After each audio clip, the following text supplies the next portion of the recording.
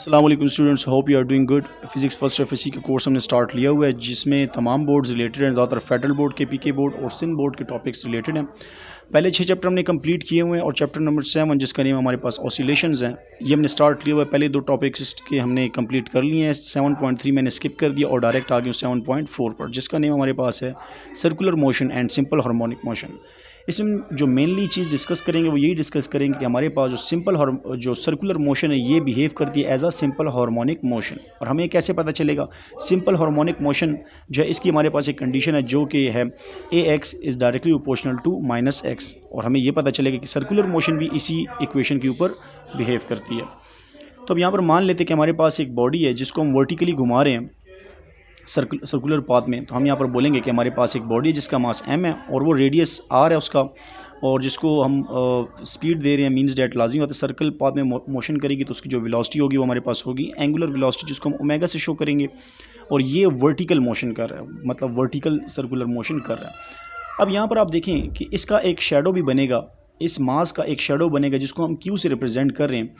लेकिन यहाँ पर देखें कि हमें ये पता चलेगा कि इसका जो शेडो है वो हमारे पास एक वाइब्रेटरी मोशन टाइप कर रहा है, मींस डेट हमारे पास सिंपल हार्मोनिक मोशन की टाइप की वो मोशन कर रहा है। इसी चीज़ को हम इसके प्रोजेक्शन को हम चेक करेंगे कि हमारे पास इसका प्रोजेक्शन कैसे करता है। तो हम फाइनली ये बोलेंगे when a particle move it's projection also move. Simple जैसी बात है कि जब आपके पास एक पार्टिकल मूव करेगा तो इसका प्रोजेक्शन भी कंटिन्यूसली मूव करेगा, और यहाँ पर इसका जो प्रोजेक्शन है वो हमारे पास बिहेव करेगा as a simple harmonic motion. अच्छा जी, यहाँ पर आप देखें इसका जो डायमीटर है, जो इस सर्कल का जो डायमीटर है वो उसमें हम टाइम पीरियड भी कैलकुलेट करेंगे, फ्रीक्वेंसी भी कैलकुलेट करेंगे और एक्सेलरेशन भी, इसकी हम तीनों चीज़ें कैलकुलेट करेंगे। तो सबसे पहले आप देखें इसका जो डायमीटर है AB है, वो आप अगर इस सर्कल को देखें, इस शेप को देखें, डायग्राम को देखें, तो यहाँ पर इसका जो डायमीटर है वो AB से हमने डिनोट किया गया। और ऐसा माने कि आपके पास जो ये मास है ये पॉइंट P पर था।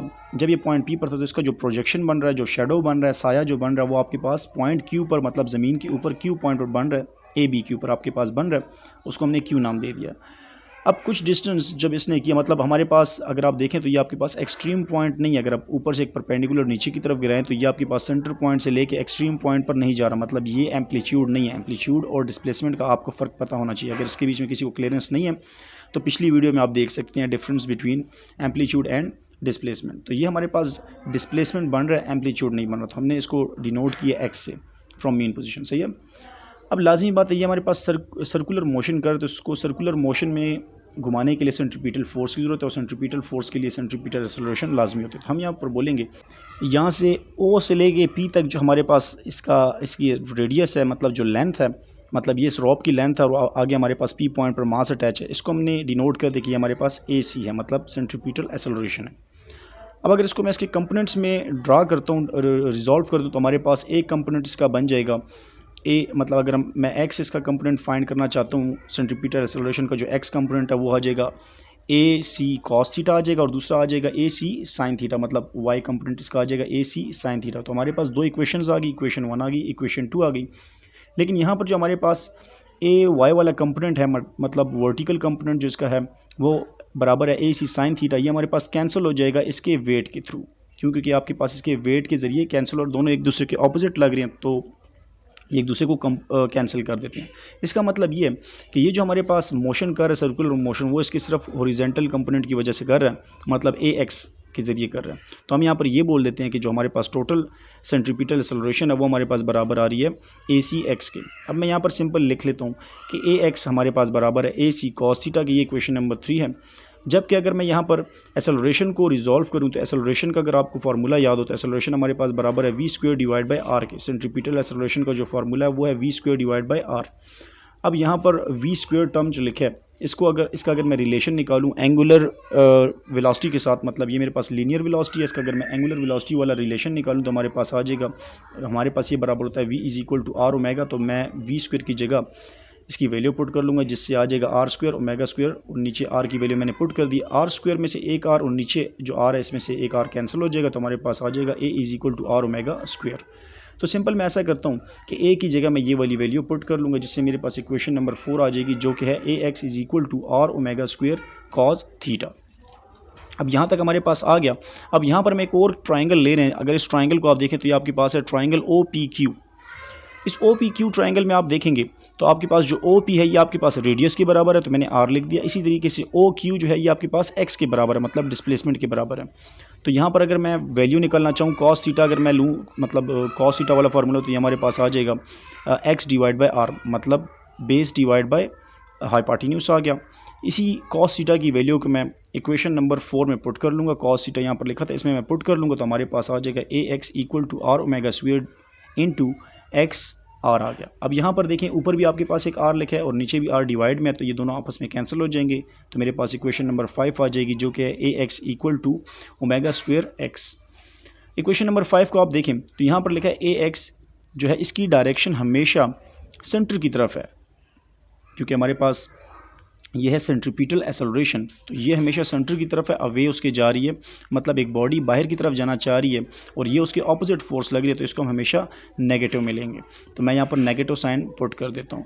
अब यहाँ पर आप देखें तो मेरे पास जो इसकी एंगुलर वेलोसिटी है ये कांस्टेंट रहेगी, ये चेंज नहीं हो रही, तो हम यहाँ पर इसके लिए लिख लेंगे कांस्टेंट और हमारे पास एक्स कंपोनेंट जो है वो अकेला आ जाएगा।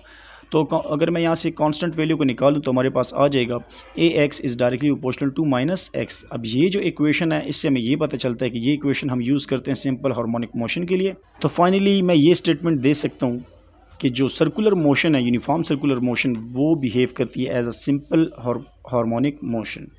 अब यहाँ पे इसकी कुछ कैरेक्टरिस्टिक हैं। पहला कैरेक्टरिस्टिक जो शुरू में मैंने बताया कि हम सॉल्व करेंगे वो है टाइम पीरियड। तो इसका टाइम पीरियड अगर हम फाइंड करें तो टाइम पीरियड का यहाँ पर फार्मूला हम यही लेंगे सर्कुलर पाथ के लिए, time taken to complete one rotation, मतलब एक रोटेशन या एक रेवोल्यूशन या एक राउंड कंप्लीट करने में जितना टाइम लगता है उसको हम बोलते हैं टाइम पीरियड। तो हमारे पास जो डिस्टेंस का फार्मूला है वो बराबर होता है s is equal to v t. अगर मैं टाइम के लिए यहाँ पर लूँ तो आ जाएगा T is equal to S by V आ जाएगा। यहाँ पर कुछ वैल्यूज पुट कर लेते हैं, तो टी को मैं रिप्रेजेंट कर लूँगा टाइम पीरियड से, इसकी जगह मैं टाइम पीरियड लिख लूँगा। जबकि यहाँ पर अगर डिस्टेंस देखें तो जो इसका मास है, ये जो डिस्टेंस ट्रैवल कर रहा है ये इसके सर्कमफेरेंस के बराबर है, उसका सर्कमफेरेंस बराबर होता है 2 पाई आर के। सर्कल का जो सर्कमफेरेंस है वो बराबर होता है 2 पाई आर के, तो एस की जगह मैं 2 पाई आर लिख सकता हूँ। जबकि वेलोसिटी है तो वेलोसिटी हमारे पास ये हम रिलेशन ले लेंगे एंगुलर वेलोसिटी वाला जो कि बराबर आता है आर ओमेगा के। अगर आप यहाँ पर देखें दोनों वैल्यूज़ मैंने यहाँ पर पुट की, तो इस इक्वेशन में देखें t is equal to 2 pi r divide by r omega, r के साथ कैंसिल हो जाएगा। तो हमारे पास जो टाइम पीरियड आर है सर्कुलर मोशन सर्कुलर पाथ के लिए वो आर है 2 pi divide by omega r है। अब इसी तरीके से हम फ्रिक्वेंसी के लिए भी एक इक्वेशन निकालेंगे, फार्मूला निकालेंगे कि फ्रिक्वेंसी अगर हमारे पास सर्कुलर मोशन आ गई तो उसमें हम फ्रिक्वेंसी के लिए क्या लेंगे। तो फ्रिक्वेंसी की अगर मैं सिंपल डेफिनेशन करूँ, द नंबर ऑफ रोटेशन या वाइब्रेशन पर सेकेंड ऑफ प्रोजेक्शन, इसको हम क्या बोलते हैं, फ्रिक्वेंसी बोलते हैं। जबकि फ्रिक्वेंसी का हमारे पास फार्मूला है f is equal to 1/t, means that frequency is the reciprocal of time period. तो टाइम पीरियड को तो हमें फार्मूला पहले से पता है जो कि बराबर है 2 पाई डिवाइड बाई ओमेगा। वही वाली वैल्यू मैं यहाँ पर पुट कर लूँगा। अगर आप यहाँ पर देखें तो ओमेगा जो है वो डिवाइड का डिवाइड हो रहा है, तो इसको जब ऊपर लाऊंगा तो 1 से ये मल्टीप्लाई हो जाएगा, तो हमारे पास फाइनली फ्रिक्वेंसी का जो फार्मूला आ रहा है वो बराबर है f is equal to omega divide by 2 pi.